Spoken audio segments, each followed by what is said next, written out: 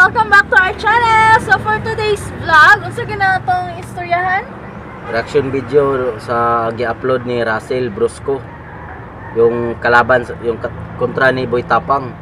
May among i-reaction video kay nasubraan na kayo, hambog na kayo. Nakaminus na ni Boy Tapang. Porque medyo sikat na sila, inginana na sila mga istorya. Hindi na sakto. Pamation, makapanindig balahibo. Yung mga pananalita nila na minamaliit nila si Boy Tapang, meron namang sakit talaga yung tao. Okay lang kung walang sakit, ganyan sila magsalita. Dapat yung wala talagang sakit si Boy Tapang, yung nagsinungaling, totoo naman yung naramdaman ni Boy Tapang. Mahirap naman kung si Boy Tapang lalaban siya sa mga Brusco na yan, yung Russell na yan, kung may sakit talaga siya sa ulcer. Yung mga pusta na Boy Tapang pumupusta, madamay, yung mga pusta, abot daw ng milyon. Kaya hindi talaga gusto ni Boy Tapang na masayang kawawa yung pera. Kumusta sa kanya, tapos ano lang siya, 'di ba? Oo, kawawa talaga. Kaya kung iniisip ni Boy Tapang yung sarili lang daw niya, talagang go siya, bahala na masakit yung tiyan niya, yung ulcer niya. Iniisip niya yung mga pusta ng ibang tao kasi mahirap na kung matalo siya dahil hindi siya sakit niya. Hindi siya komportable maglaban ng kaso na yan.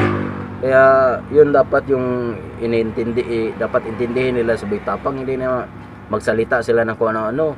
Sabihan nila sa Boy Tapang, below the belt na nga kung magsalita, sabihan nila hindi daw sanay sa tubig ng Maynila si Boy Tapang, hindi sanay tubig ng mineral.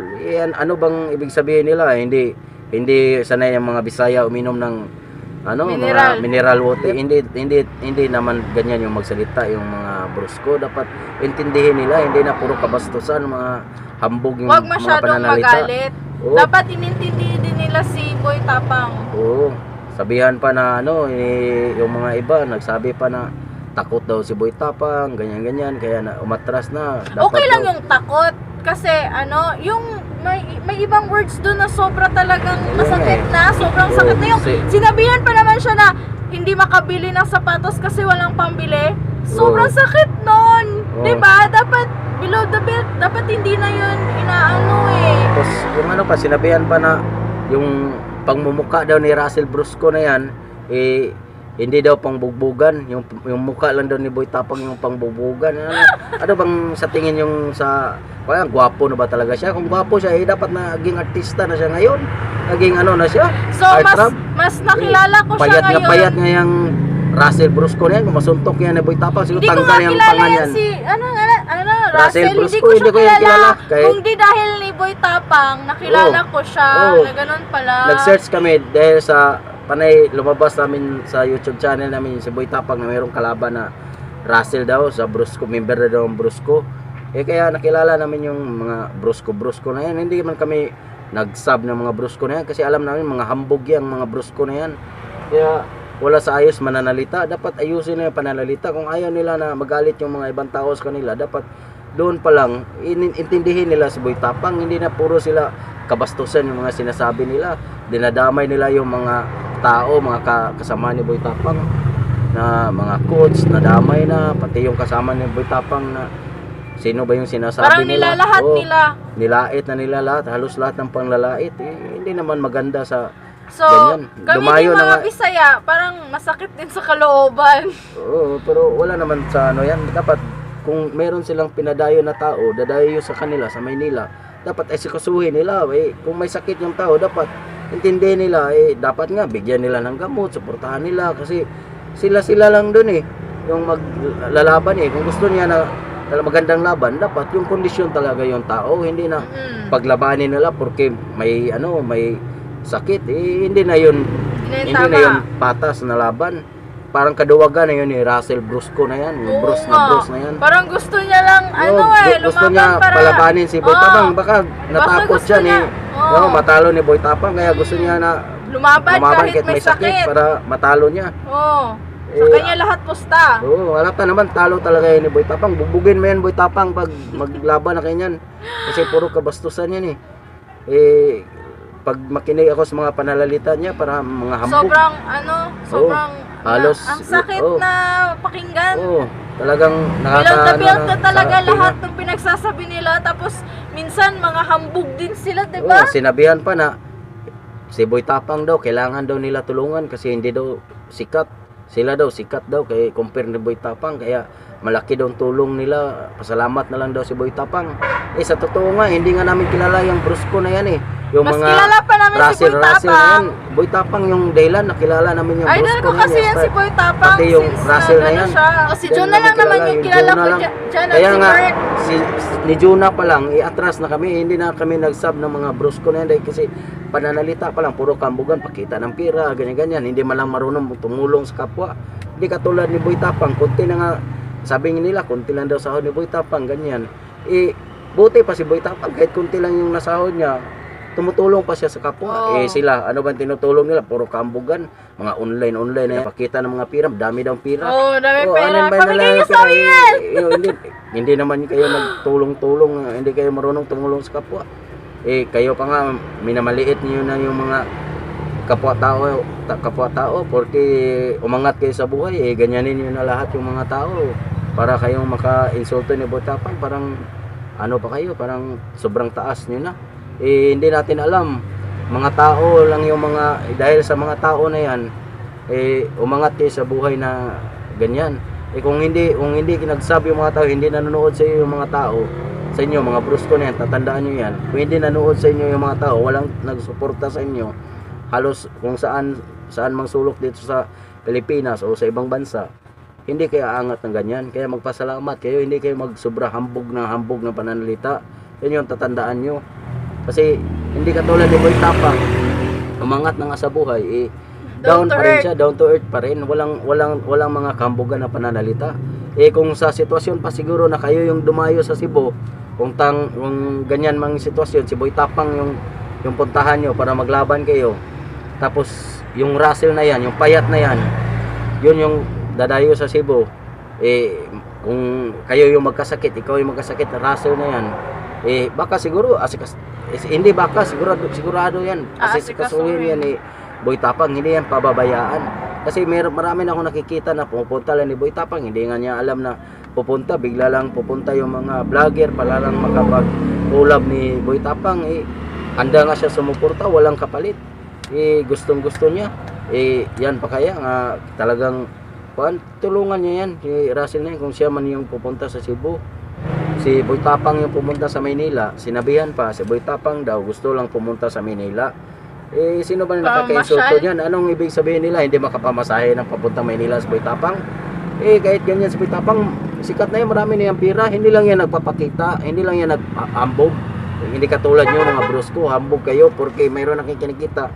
Ipapakita nyo na sa mga online na yan na marami kayong pira. Hindi katulad ni Boy Tapang, mayroon na yung nakikita, mayroon na yung pirang nakita, hindi lang pinapakita talaga sa publiko kasi ayaw niya ng mga hambog. Yun yung totoo. Kaya wala sa ayos yung mga Brusco na yan. Dapat si Boy Tapang, yun yung suportahan natin. Kasi mabait na tao, mapagkumbaba. Kahit hindi ko yan kilala personal, ano lang kami ni Boy Tapang, panood lang kami ni Boy Tapang, supporters kami ni Boy Tapang. Simula pa nung una, supporters kami niya ni Boy Tapang. Kawawa talaga si Boy Tapang Nainis kami sa mga pananalita niya porque dahil doon nagsimula si Boy Tapang sa ano na yan, yung mga kain-kain na kung ano-ano mga pagkain daw, ganunin na daw nila. Kaya hindi daw dapat magalit si Boy Tapang kasi doon daw siya nanggaling. Hindi naman tama yung ganyan kasi dapat magsalita sila yung hindi naman talaga masyadong below the belt kasi alam naman tayo, kayo na nga nagsabi, tao lang masasaktan din yung tao. Kaya una kayo magsalita na kung ano-ano pa, kaya dapat magantay na lang kung kailan yung laban nyo ni Boy Tapang. Hindi na puro na lang mga pananalita ng mga wala sa ayos. Yun yung isipin nyo mga Brusco. Salamat na nga kayo pinuntahan pa kayo ni Boy Tapang. Si Boy Tapang kahit doon lang yan sa Cebu, hindi na yan pupunta sa Maynila. Kikita yan kasi maraming tagapanood ni Boy Tapang. Yung Russell na yan hindi nga kita kilala Yun yung totoo. Kaya dapat si Boy Tapang ay intindihin nyo, hindi na puro kayo salita mga kambugan na yan. Bisaya kayo, Bisaya. Meron kayong pamilya daw Bisaya, taga Bohol daw, sino mga member sa Brusco na yan, kung taga saan kayo, dapat nga umintindi kayo kasi meron pala kayong mga lahing Bisaya. Hindi naman Bisaya o Tagalog yung ano namin, level lang lahat yung tao, kahit matagalog o mabisaya, ang importante respeto. Kung mayroon kayong respeto sa kapwa, walang magagalit na tao sa inyo, walang magagalit na mga ibang mga tao, kahit ibang mga dialect na pananalita pa yan, mga Bisaya, Ilonggo, ano pa yan, walang magagalit sa inyo kasi doon pa lang respeto na yung pananalita nyo, yun yung totoo. Kaya Dapat respeto. dapat respeto lang sa kapwa. Kung mag-away kayo, Okay lang naman na magsalitaan okay sila na magsalita kayo ng mga trash wag lang yung below the belt na, tapos kahit galit sila, dapat may respeto pa rin. Kasi hindi naman talaga kagustuhan ni Boy Tapang na magkasakit yung tiyan niya. Iniisip pa nga niya na dapat hindi na lang niya ipaalam daw kung nung time na yun, kasi baka daw bukas ma-okay na siya, mawala na yung sakit ng tiyan niya. Kaso lalong lumala daw kaya hindi na napigilan ni Boy Tapang, kaya umatras na lang siya. Kaya yun yung iniisip ni Boy Tapang, kasi sayang din yung mga kumusta sa kanya. Kaya hindi kasi selfish na tao si Boy Tapang, hindi na sarili lang yung iniisip iniisip niya yung mga tao na sumuporta sa kanya, na hindi sila mabigo, hindi manghihinayang. Yun yung totoo. Kaya wag na kayo magsalita na ganyan. Dapat pantay-pantay lang, walang ganyanan, mga brusko na yan, walang ganyanan.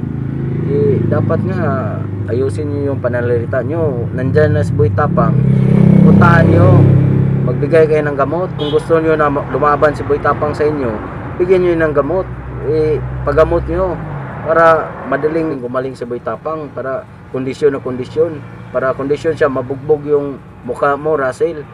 Ganun yung totoo. Kasi kahit sino naman nagigigil sa iyo Russell na yan Kaya yun lang. Ano yung masasabi mo pa? Na-shock lang ako kasi akala ko mababait yung mga brusko. Iwan ko lang kasi yung nandun lahat kang Russell na video na yun yung in-upload. Na isang grupo sila, mga brusko. Yung lahat ng tao na yun sa brusko na yun, yun yung mga hambog, mananalita. Mga pananalita nila, puro hambog. Iwan ko lang yung mga iba dyan kasi hindi man sila nasali doon. Yung napanood lang namin na uminit yung ulo namin dahil sa mga kagrupo nila, yung nagsalita sila about ni Boy Tapang na gusto nila pauwiin na daw kasi hindi na daw nila kailangan. Pasalamat na daw si Boy Tapang kasi siya pa yung pinili, na dapat daw meron pa sana siyang ibang pipiliin para daw matulungan daw. Pasalamat na daw si Boy Tapang. Madami pang ganyan mga ibang salita na hindi magaganda. Sinabihan pa na tawag nito yung si Russell na para daw sa Diyos yung laban niya. Sabi niya para sa Diyos, kasi gamitin pa niya yung Panginoon, yung pananalita pa lang niyo, hindi na maganda pakinggan. Gamitin niyo pa yung pangalan ng Panginoon. Yung pangalan ng Panginoon. Kahit anong gamit ng pangalan niyo sa Panginoon, hindi kayo maganda pakinggan. Ayusin lang yung mga pananalita. Hindi na puro pamamaliit ng tao sa kapwa-tao. Dapat respeto lang. Nasa gitna yung respeto, yan yung tatandaan nyo. Kasi kahit nga si Manny Pacquiao, champion pa yun, 8th division pa yun. Kung sa mga kalaban niya, hindi nga siya nagsasalita ng mga masama kayo pa kaya na hindi nga kayo nakapunta, kahit amateur boxing na yan, hindi nga kayo nakapunta, ganyan na kayo magsalita. Dapat pantay-pantay lang, ayusin nyo yung pananalita nyo kasi daming mga nasasaktan sa mga estilo nyo kasi sasabihan nyo na hindi sanay sa mga tubig na ganyan-ganyan. Yung iba makakarinig niyan, akalain madamay sila sa Bisaya sa kuha. So sa ako pod kanang sakit kaya paminawon kay mga Bisaya ragud ta, dayon ang ilang gibanatan pug istorya kay Bisaya pung dako. So murag masakitan pod ang mga Bisaya kay mga Bisaya ragud pod ga basta Bisaya imong kontrahon, murag halos taga mga Bisaya pod nga maminaw mo imbirna pod ang utok maglagot makaulit lang kay paminawon kay luoy biya kay si Boy Tapang tapos ingonana ang mahitabo bitaw. Hindi kuan din yung nakaka-insulto din yun sa mga pobre, mga katulad natin mga pobreng tao, kasi akala kasi nila yung mga taga dito na sa atin, mga Bisaya na nasa probinsya, minamaliit nila kasi porke tayo pumupunta tayo sa Maynila. Yun nga yung sabi niya Kaya amo daw Oo, nga. yun nga yung sabi Ang mga ng Bisaya raso na yan, daw. dapat daw magpasalamat tayo sa mga Tagalog kasi yung Ang mga amo Tagalog daw, daw, may sila daw yung Tagalog. nagpapakain, yung Ah, nagbigay sila ng may- pira pang sahod sa atin Ang dito amo sa daw mga may Bisaya. Tagalog, Oo. ang mga Bisaya daw may Oo. servant. Alam nga Mga naman, kuwan, doon yung center katabang. Doon yung center wala naman yan sa Tagalog, Bisaya. Yung sa amin lang, yung salita nila, hindi maganda. Dapat, hindi sila magsalita ng ganun kasi sabi nila, hindi sanay sa tubig. Kasi tubig mineral, ganyan. Ano ba ibig sabihin nila? Mga Bisaya, mga taga-probinsya o kasang sulok ng probinsya na hindi taga Maynila, hindi na marunong uminom ng tubig mineral. Hindi tama yung pananalita nila. Dapat ayusin nila yan kasi hindi maganda pakinggan sa mga kapwa natin, mga mahihirap na merong ganyang tao magsalita. Porque yumaman na daw sila dahil sa mga channel nila ganyan na sila magsalita. Hindi nila saan ba sila dati yung hindi pa sila yumaman dahil sa mga ano na yan, mga channel nila na yan. Di ba ganyan din kayo? Nasa ibaba kayo hambog na kayo. Dapat respeto lang sa kapwa. Yan lang yung gusto namin. Kasi magandang laban yung ano na yan, yung ano ninyo maganda. Kaso yung mga pananalita, yung pang trash talk nyo masyado nang masakit para kay Boy Tapang. Kasi okay lang kung mayaman, ganito lang okay lang kung mayaman kami, mayaman yung mga tao dito sa probinsya, mayaman si Boy Tapang, hindi nakadanas ng kahirapan, hindi masasaktan talaga yan. Kasi ano yan kasi para sa tao na yan, pagsabihan mo ng ganyan, hindi naman yan totoo. Kasi ano naman yan, tao nito biro lang yan kasi mayaman ako hindi alam naman nila hindi tayo talaga umiinom ng mga tubig o mga madudumi kasi pang mineral lang talaga yung ano natin ganyan. Tinudara naman yung sa kanila kasi mga pobre tayo dito wala tayong mga pera kaya minsan umiinom na lang tayo sa gripo, umiinom na lang tayo sa kahit sa mga may mga tubig, pero makainom din tayo ng mineral kung gustuhin natin kasi meron namang mineral dito mga binta dito, maka-afford man tayo. Kaso proud pa nga kami dito kasi kahit nasa gripo lang yan, mainom namin yung tubig namin dito, hindi madumi. Kaya proud kami dito kahit nasa gripo lang yung tubig, maiinom namin. Yan yung ano namin, yung may fresh air. Oo. Tas wala pang problema dito, yung hangin walang problema. Kaya hindi dapat magsalita ng ganyan about sa mga panalitan kasi madaming masasaktan kasi lahat ng tao dumanas sa kahirapan, lalo ngayon COVID, sabihan pa ninyo na mga ganyan mga pananalita damay-damay na yung mga tao na nakapanood sa inyo dyan, matatamaan talaga. Kahit si Boy Tapang yung pinupunteriya nyo, maraming matamaan, madaming magre-react kasi natamaan lalo na yung mga kami. Bisaya, natamaan kami katulad namin. kasi ganyan yung istorya nyo, yung mga parang minamaliit nyo na kami. Hindi maganda talaga pakinggan yan. Dapat talaga ayusin yung mga pananalita nyo. Dapat kunting respeto naman kahit malaking respeto na lang para mas maganda. Kasi wala namang makukuha ka sa mga trash talk na yan. Kasi kung kahit walang trash talk na yan, marami pa rin manonood sa inyo kasi si Boy Tapang lang yung gusto namin na mapanood na lumaban siya Kaya manood talaga kami kahit hindi na kayo mag-trash talk. Marami pa rin manonood kaya hindi na kailangan yung mga salita ninyo ng mga anghang na yan kahit hindi na maganda pakinggan sinasabi nyo pa, hindi nyo iniisip. Dapat isipin nyo muna kung nakapasakit ba kayo ng tao.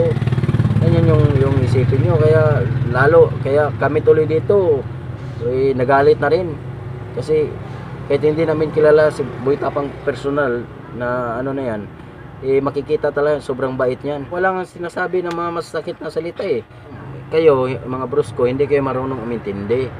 Kasi hindi may sakit na nga yung tao, ganyanin nyo pa. Dapat idasal nyo na lang na okay na. Wala na mga ibang salita pa niyan. Hindi puro kayo galit na yung mga salita, mga hindi maganda. Hindi tama na yan. Ihintuan nyo na yan. Ihinto nyo yung mga pananalita ng ganyan. Kasi hindi maganda pakinggan sa mga tao. Madami nakakapanood sa inyo, tandaan nyo yan. Hindi lang mga malalaki, pati mga bata. Kaya yung mga bata magagaya din sa mga estilo ng pananalita nyo. Yan yung tatandaan nyo. Kaya ayusin nyo yung mga pananalita nyo para naman irespeto din kayo ng kapwa tao. Kaya Russell Brusco, ipakita mo yung galing mo sa laban yung ni Boy Tapang. Kung ganyan ka magsalita, ipakita mo na magaling ka rin lumaban ni Boy Tapang. Hindi na puro ka lang dada. Pagdating pala sa laban, panayakap ka lang ni Boy Tapang. Dapat ayusin mo. Tandaan mo yan. Ipakita mo na yung laban nyo. Hindi na kayo magsalita pa ng mga kung ano-ano. Yun lang siguro yung i-react ko sa about sa video nila. Dapat suportahan natin si Boy Tapang. Kasi siya yung tunay na malakas. Siya yung tunay na mandirigma. Yun lang. Proud Bisaya. Proud Bisaya. Boy Tapang. Boy Tapang, galingan mo Boy Tapang. Ipakita mo talaga na mali yung mga sinasabi nila Boy Tapang sa laban nyo. Handa kami dito sumuporta sa inyo. Sumuporta sa iyo Boy Tapang at sa lahat ng team mo. Yun lang. Ingat kayo lagi and God bless. Bye bye.